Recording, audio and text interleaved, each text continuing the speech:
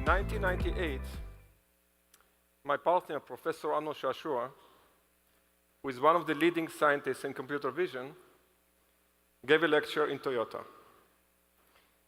And during the lecture, one of the engineers asked him, "Tell me, professor, is it possible to detect vehicle based on two cameras?" And Amnon intuitively said yes, but why two cameras? A driver can drive with one eye. It can be done with single camera.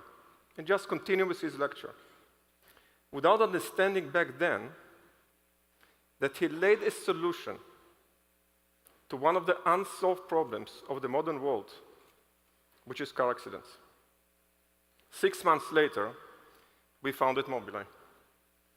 Good morning, everyone. I'm very excited to be here today and honored to be here today and to share with you the story of Mobileye and autonomous car revolution. We indeed developed a system based on a single camera, which sits at the base of the rear view mirror. And today we are the leading supplier in this field, which is driver assistance systems. We work with the majority of the automakers in the world. In fact, close to 95% of them. And our sales are growing exponentially.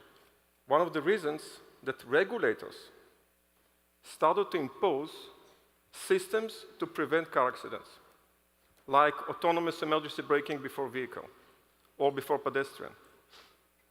And in a few years, most of the new cars will be installed with these kind of features. Based on this success, we went public in 2014 and were listed in New York Stock Exchange. It was the biggest IPO of Israeli company ever. It was 10th. Thank you.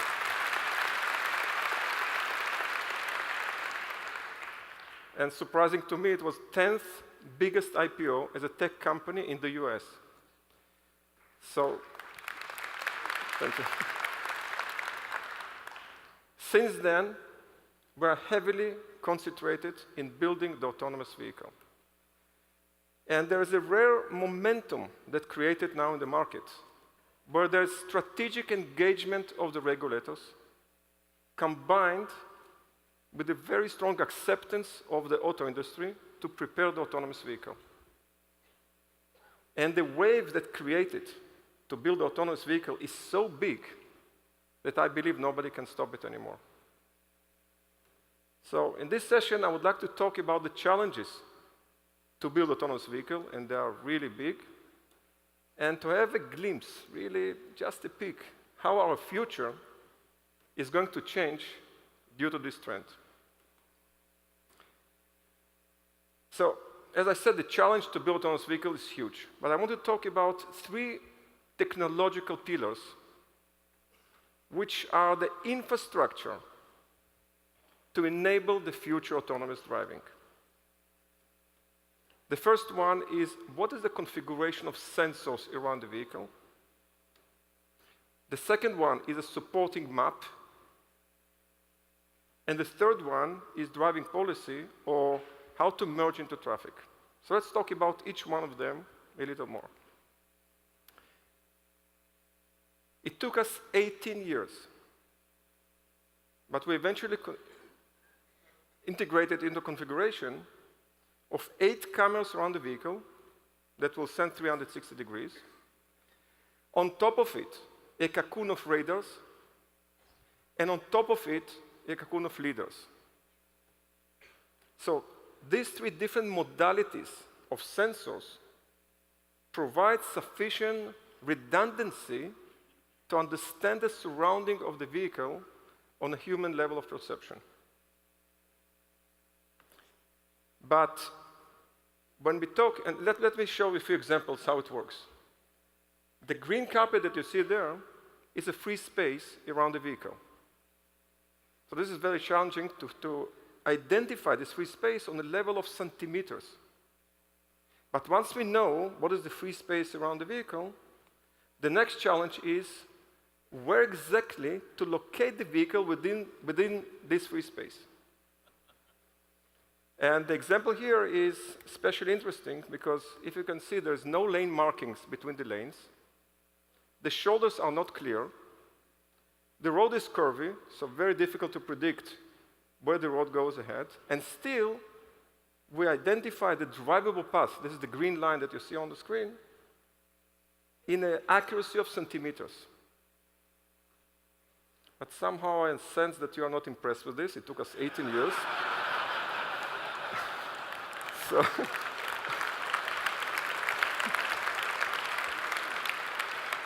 So I decided to show you the next video clip. Oh, now I sense that you're impressed. Even for us as a human drivers, it's difficult to understand exactly where to locate the vehicle. And this is the first result when we showed it to our system. So sensing successfully resolved. It took us a lot of time, but we know what is the sufficient configuration for the autonomous vehicle. The next challenge is to build a map. And one can ask himself, why we need map? We as drivers, we don't drive with map. Not for navigation, just to drive. So what's happened that robotic cars suddenly need a map? The reason is that with the three different modalities of sensors, we understand very nicely what is surrounding the vehicle, and we understand what is the objects around the vehicle. But in order to understand the texture of the road, especially the lanes, only vision sensor can see it sufficiently. When I say sufficiently, we see on the levels 99.99%. So we needed to find a solution to build redundancy for vision sensor. And we came up with a very elegant idea. We developed technology that can localize the vehicle that using our system. Today we have one camera looking forward. And we have 16 million installations so far, so we have a very big installation today. We found a way how to localize ourselves in accuracy of 10 centimeters. By the way, GPS will not provide it, because GPS within the city, the accuracy is between 10 to 15 meters, and outside is 1 or 2 meters. So you need this very precise accuracy in order to do what I'm about to talk. So once we know what is the localization of the vehicle, we can start and collect points of the drivers that are driving with our system today. So imagine tens of millions, and later hundreds of millions of drivers sending us points through the cloud where exactly they have chosen to drive today on the roads. So the elegancy of our solution is that we use crowdsourcing and crowd wisdom in order to map very quickly all the roads in the world with all the potential drivable paths.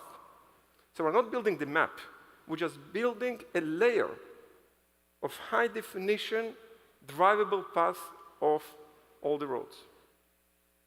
But the trick is not to build the map one time at the beginning, which is a big logistical problem. It's how to maintain the accuracy of the map in the future. And this is the biggest trick. So for that, we need cooperation from the industry. And we started to create consortium among the automakers. So we came to automakers and said, we need the map in order to build autonomous vehicle. And this is the infrastructure for the future autonomous vehicle. And the first time in the industry, there is a motivation to do cooperation within the industry and not to fight with each other, because they more threatened from the disruption that comes from the IT company from outside. And indeed, 2 weeks ago, we signed the first cooperation agreement with Volkswagen, which is the biggest automaker in the world, and they were first to join our consortium. A week later, BMW joined, and before that we signed with HERE, which is the mapping company for the German automakers. So this is just the beginning. We believe that most of our customers, and we work with 27 automakers, will eventually join the cooperation, and they together will send the points to the cloud, the points will be sent to us, we will send back a map of all the drivable paths. So we are in the best pole position to start this cooperation because we are the leading supplier today, and we have the majority of the camera installations today in the vehicle. So it's only us can create this consortium. The third pillar is the most critical and the most challenging. We call it driving policy. It's kind of nice title to say how to implement human intuition into computer. I'll give you an example. Let's say 4 autonomous vehicles approaching a junction without traffic lights simultaneously. They will stand there forever. Because you cannot teach a robotic car not to act according to the laws. But with human, we solve it immediately. The first one will start to move. Then you see what is the reaction of other cars, and you do kind of negotiation, and you solve it immediately. But this is really the simplest example. Let's see the next one. This is Arc de Triomphe roundabout in Paris. The amount of negotiation that one can do here, I think on the verge of human capability. So the way that we approached it is very interesting. We are building now a simulator of billions and billions of scenarios. And we teach the computer in a very similar way that we, as drivers, learned how to drive. Remember, when we did the driving lessons, after 1 or 2 lessons, we knew how to operate the vehicle technically. It took us the majority of the time to understand how to merge into traffic. And we're still learning how to merge into traffic. So the trick is not only how to build this simulator, but how to feed this simulator in the future. So remember, through the mapping system, we have camera that are already collecting points. So we can collect the future situations and to feed the simulator with additional billions and billions of scenarios. So it's really logistical, very heavy problem. But to solve driving policy, it's also a geographical and cultural issue. Because we drive differently between the countries. We drive differently within the country. People in Boston don't drive like in California. And if I give you an example of Middle East, and I'm from Middle East, I suspect that people, when they go on the road, their primary intention is not to get to their destination, is to sharpen their negotiation skills. So go and figure driving policy for them. So the problem is so big that I believe not one company can solve it. And in the future, I believe that all the automakers will build their own driving policy, which is more cultural level. The suppliers to this field will build their own driving policy. We will build the biggest simulator in the world, and then it's going to be fusion of all the driving policies. But the problem is even bigger. Car accidents became kind of part of our reality, unfortunately. But for robotic car, the society will have zero tolerance for it. We will not agree that robotic cars will be involved in accidents. So the problem is twofold. How to teach the robotic car to drive alongside the human driving, which means not according to laws, aggressively, not to be hesitant and to block the traffic, and at the same time, not to compromise on safety. That's why the driving policy prevents today introduction of fully autonomous commercial vehicle on the road, because the problem is so big and so heavy, and we're still working on this, and I believe we have very good ideas how to solve. Last year, we signed production agreement with Delphi. Delphi is one of the leading suppliers to the automotive industry. And we decided that we are going to build a fully autonomous vehicle.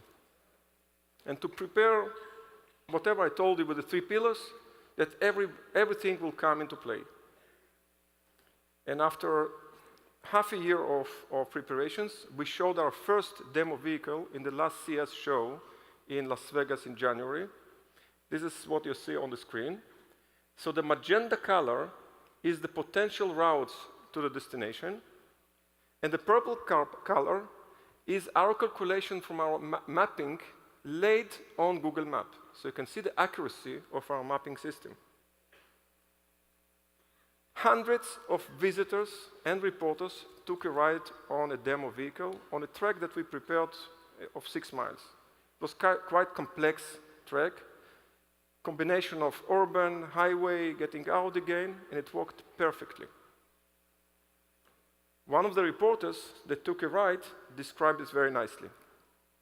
I'm here at CES, where I've just taken a ride in the latest version of Delphi's autonomous research vehicle. This is an Audi SQ5 that Delphi has fitted with radar, LiDAR, and what's new for this generation is a camera system from partner Mobileye.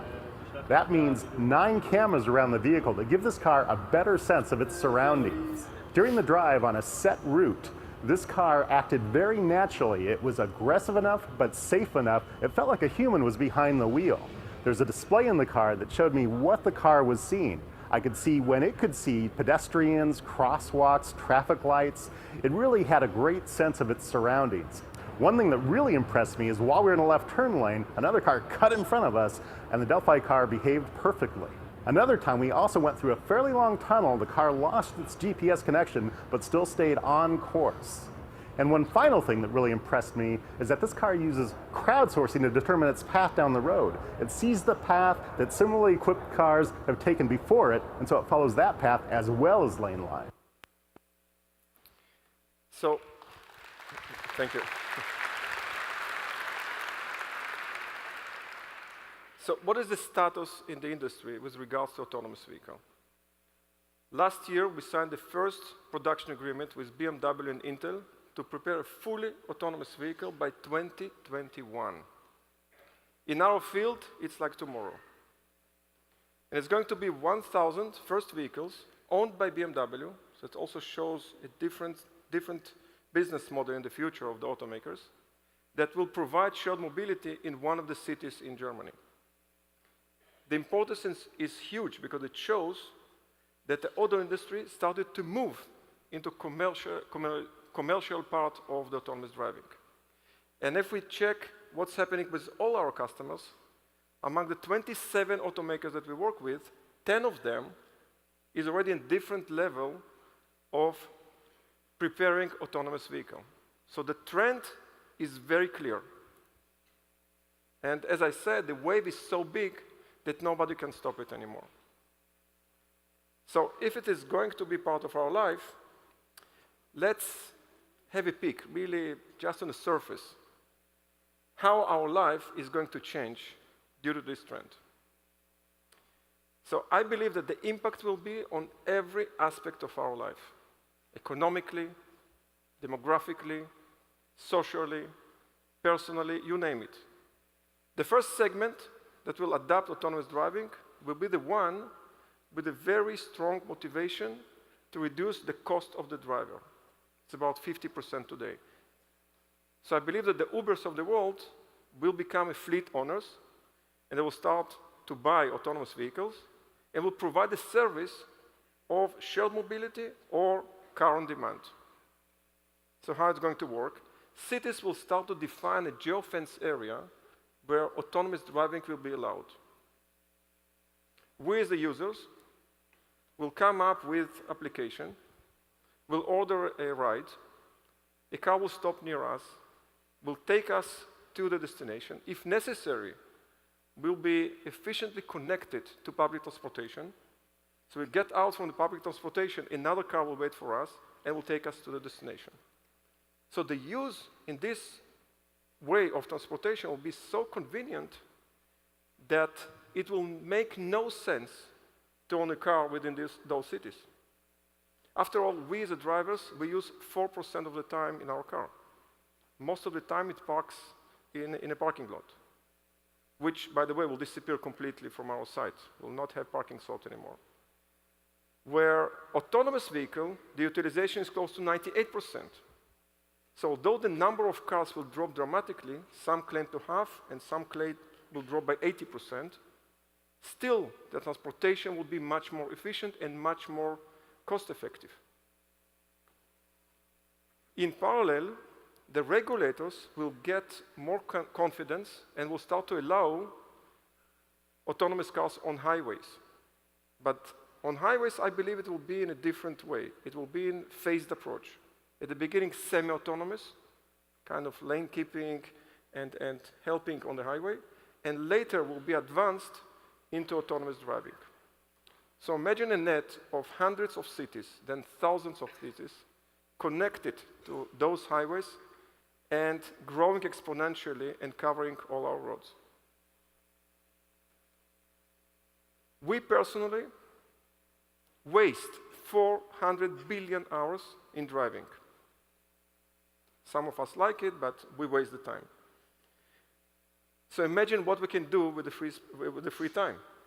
We can do in the car whatever we do at home or at work. We can sleep, we can read, we can watch movie, we can do whatever we want. And then we'll start to see a demographical change. People will start to move back from the cities to suburbia. So transportation will be so easy and you don't waste your time, so the population will be spread a little more. And if we jump a couple of decades ahead, where all the cars will be autonomous, the change will be even much more dramatic. The cars will look completely different, different shape, inexpensive materials, very light. We sit differently within the car.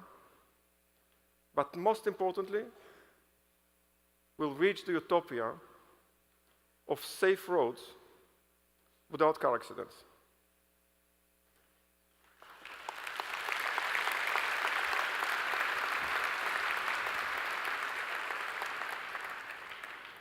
And I have a surprise for you.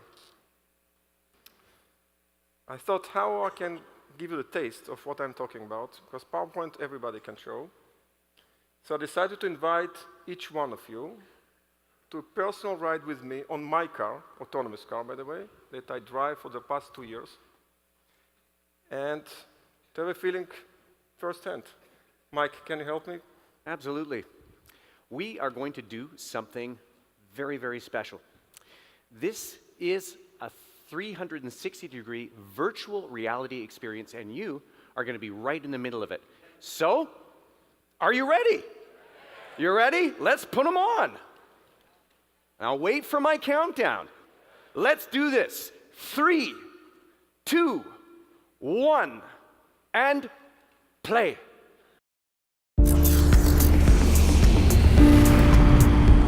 If there is something worth experiencing, this is it. An autonomous vehicle which drives us from A to B. This car has driven me for the past 2 years now. And as you can see, I have nothing to do with driving. Our technology allows for a 360-degree analysis of the surroundings. The sensors around the vehicle compose the full driving scene. The vehicles behind us, in front of us, traffic signs, pedestrians, everything. Oh, hello, Ziv. Oh, Hello. very nice. This is the Hi. car, huh? Very nice. Very beautiful car. Hi Very guys. nice. Hi, Ziv. Welcome. How are you? Hi. Hello. Hi. So, creative team. Any ideas how to make this clip more catchy? Yeah, well, we think we should make it very high-tech. Yeah. Because it's not just about the sensors. We should introduce you amazing REM system, the mapping technology based on crowdsourcing. How you determine the free space, the drivable path, the driving policy. All of this state-of-the-art technology that's already in place. Interesting.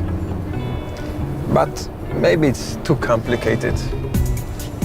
I want it to be more about the outcomes of the autonomous revolution, like shared mobility, because it's going to make transportation much more efficient and much cheaper.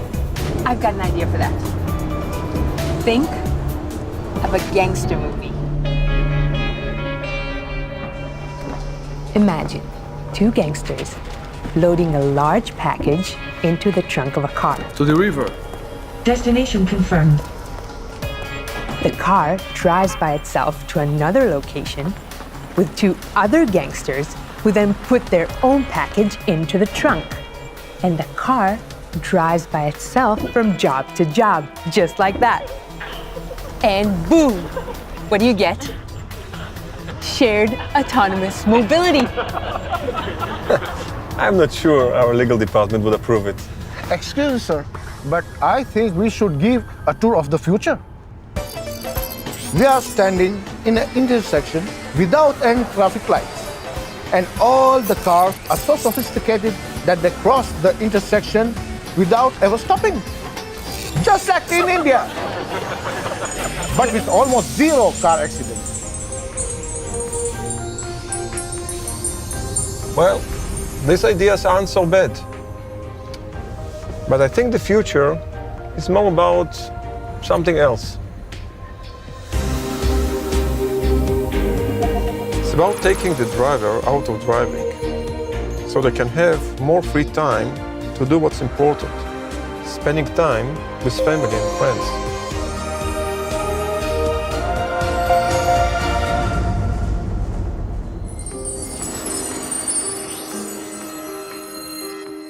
The autonomous revolution has already begun.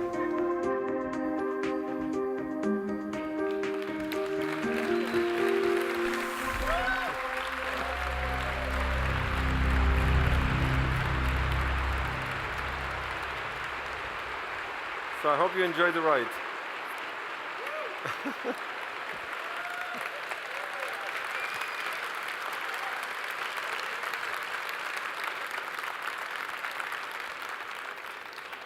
Don't be envy.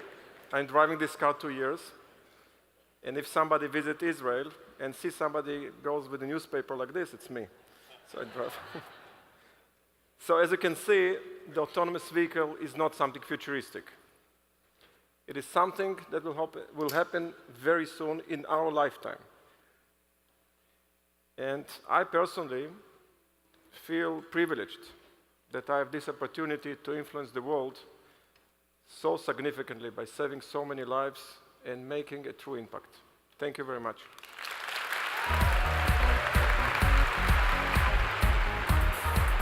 So we promised you an opportunity to do something really special today, and we delivered. So I'd like to bring out our good friend Ziv Aviram from Mobileye and the adjudicator Christina from the Guinness Book of World Records.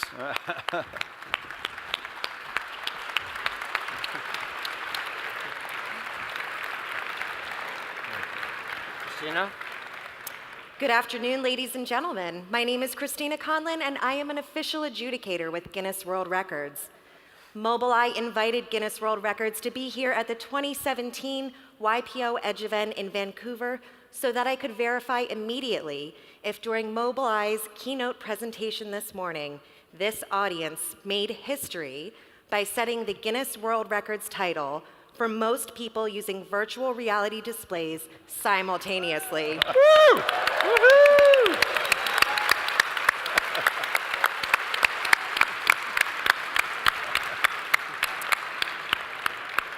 After reviewing all the evidence, I am now ready to announce the official result of the world record attempt. As an official Guinness World Records adjudicator, I can confirm that all of the required guidelines have been followed and satisfied, and that the attempt is indeed eligible to be considered for a Guinness World Record. Therefore, Mobileye, the required minimum to set the record in this new category was 250 participants. With a verified total today of 1,841 participants, you have set a new Guinness World Records title for most people using virtual reality displays simultaneously. Congratulations. Awesome. Absolutely awesome. Can I now have the official certificate, please? Oh, yes. Aha.